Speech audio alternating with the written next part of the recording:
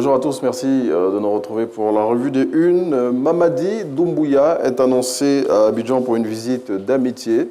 Le président de la transition guinéenne, selon Fraternité Matin, viendra pour traduire ses remerciements au président de la République, Alassane Ouattara, suite au geste de solidarité à l'endroit de son pays après l'incendie survenu dans un dépôt d'hydrocarbures à Conakry dans la nuit du 18 décembre 2023. Pour rappel, après ce drame, la Côte d'Ivoire avait offert des médicaments, 100 000 litres de carburant et une aide financière à la Guinée.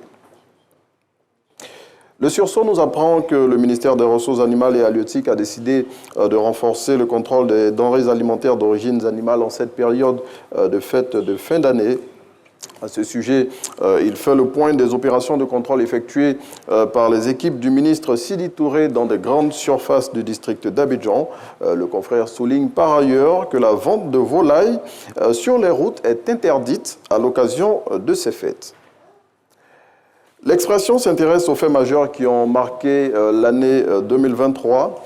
De la politique aux faits de société en passant par l'économie. Le confrère passe en revue la plupart des événements qui ont jalonné l'année qui est en train de s'achever.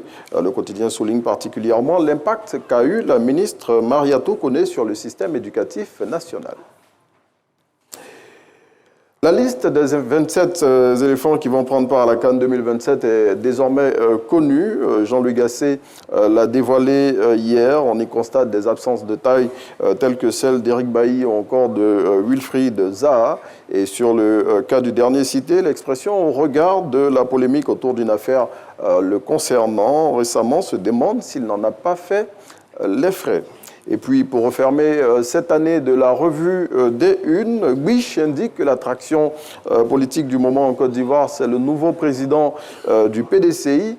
Et pour le confrère, pour le dire plutôt, Guiche utilise le ton humoristique qu'on lui connaît.